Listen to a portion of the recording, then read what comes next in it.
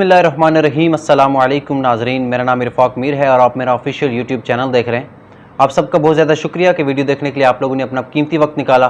उम्मीद करता हूँ आप अपनी फैमिली के साथ खुश खुर्रम ज़िंदगी गुजार रहे होंगे। अल्लाह पाक आपको आपकी फ़ैमिली के साथ हमेशा हंसता और मुस्कुराता रखे।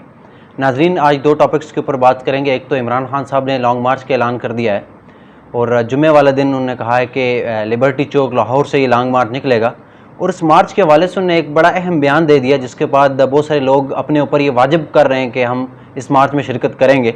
उस बयान के बारे में भी जिक्र करेंगे और एक और बात बड़ी गर्दिश कर रही है सोशल मीडिया के ऊपर। मुझसे भी बहुत सारे लोगों ने सवाल किया कि क्या जो अल्लामा साद हुसैन रिजवी साहब का तहरीक लब्बैक पाकिस्तान को जो लॉन्ग मार्च था, जिस तरह उनके ऊपर तशद्दुद किया गया, तहरीक इंसाफ की गवर्नमेंट थी, इमरान खान साहब की गवर्नमेंट, उस तरह ही तशद्दुद, उस तरह ही शेलिंग फायरिंग क्या इमरान खान साहब के मार्च के ऊपर भी होगी?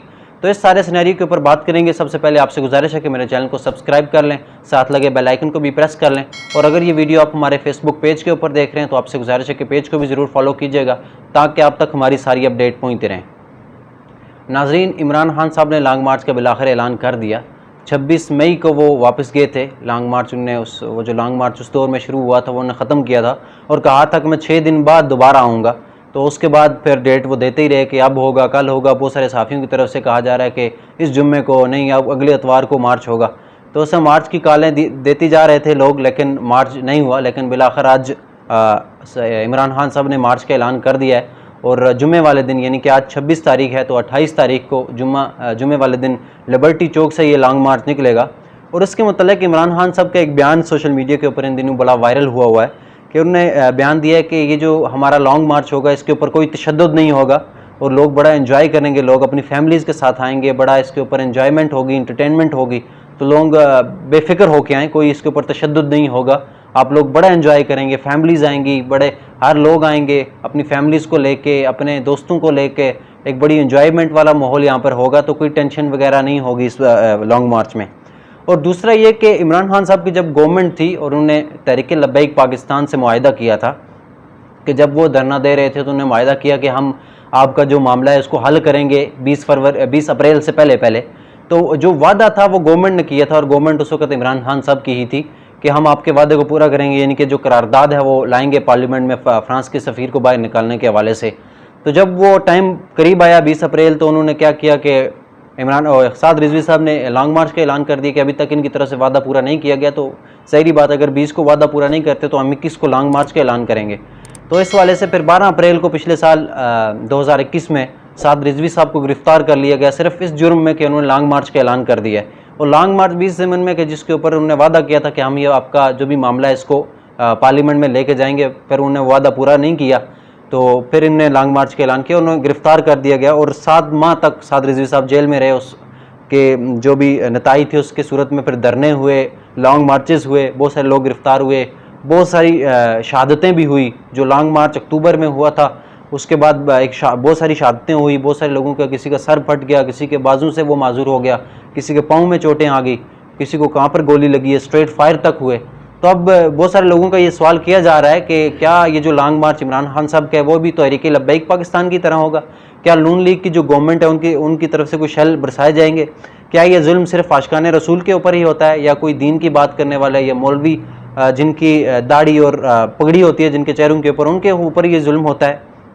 तो एक चीज़ बड़ी इसके ऊपर बड़ी अहम है कि तहरीक लब्बैक पाकिस्तान का जो भी लॉन्ग मार्च होता था या उनकी शहादतें होगी, जो उनके जुल्म मजालिम ढाए जाते थे, तो मीडिया के ऊपर आपको सिर्फ एक ही बात देखने को मिलती थी कि तहरीक लब्बैक पाकिस्तान शिद्दत पसंद जमात है, उनने लॉन्ग मार्च पे निकलाएँ, वो तो शिद्दत पसंदी के ऊपर लोगों को उकसा रहे हैं, उसके ऊपर पुलिस के इतने नुकसान हो गए, इतने पुलिस के अहलकार जहाँ बहक हो गए और ये शिद्दत पसंदी का एक माहौल क्रिएट करने की कोशिश की जा रही है। मीडिया को और मीडिया में जितने भी साफ़ी हैं उन सबको पता था कि ये जो मायदा है ये गवर्नमेंट ने किया हुआ है। टीएलपी अपने किसी इनको शौक नहीं है बाहर निकलने का, ये गवर्नमेंट का मायदा था, उससे जो फ्री है उसके बाद टीएलपी बाहर निकली है।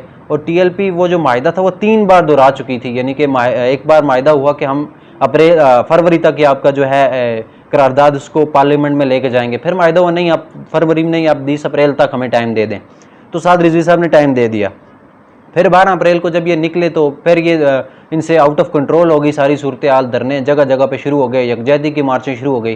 तो गवर्नमेंट ने दोबारा इनसे एग्रीमेंट किया कि हम आपका जो है मामला वो पार्लियामेंट में लेके जाएंगे और जितने भी लोग आपके ऊपर मुकदमे हमने दर्ज किए हैं वो सब खारिज करेंगे। तो पार्लियामेंट में करारदाद भी लाएगी, लेकिन वो भी एक 2 नंबरी सी थी। जो सारे जो नुकात तहरीक लब्बैक चाहती थी वो पूरे नहीं किए गए और उनके जो रहनुमा थे उनको भी रिहा नहीं किया गया। तो इस सूरत में फिर पिछले साल अक्टूबर में लॉन्ग मार्च निकला था जिसके ऊपर ये सारा जुल्म ढाए गए थे। तो इस चीज़ के ऊपर मीडिया के ऊपर कोई बात नहीं कर रहा था। वो आपकी जो मीडिया है वो सिर्फ नेगेटिविटी दिखा रहा था टीएलपी के हवाले से। तो अब ये है कि पिछली बार, क्योंकि ये सवाल लोगों की तरफ से किया जा रहा है कि आया कि ये जो लॉन्ग मार्च इमरान खान साहब के इसके ऊपर भी तशद्दुद होगा या नहीं। तो पिछला जो लॉन्ग मार्च है वो आपको अगर याद हो, जो मई में निकाला था इमरान खान साहब ने, तो इसके ऊपर शेलिंग हुई थी और बहुत सारे लोग मीडिया में बात करते हुए भागे और फिर 6 दिन बाद ये लॉन्ग मार्च का दोबारा कॉल देने का ऐलान कर दिया था और वो लॉन्ग मार्च इमरान खान साहब ने कैंसिल कर दिया था। तो इस सूरत में फिर लग यही रहा है कि इस बार भी राना सनाउल्लाह साहब कुछ करने जा रहे हैं और उन्होंने ये पहले ही बयान दिया है कि जो भी आप करेंगे उसके हर एक हल हमारे पास मौजूद है।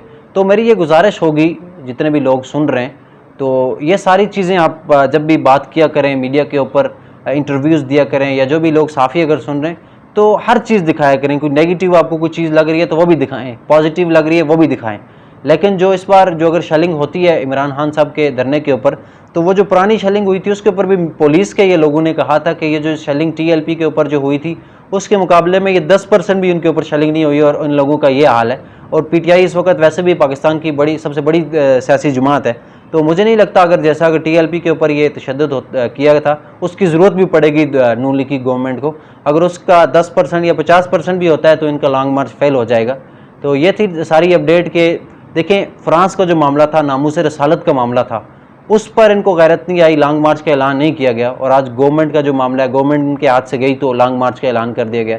सारी चीज़ें आपके सामने हैं। अपनी कीमती राय का इजहार कमेंट सेक्शन में ज़रूर कीजिएगा। मुझे इजाज़त दीजिए। अल्लाह हाफिज़।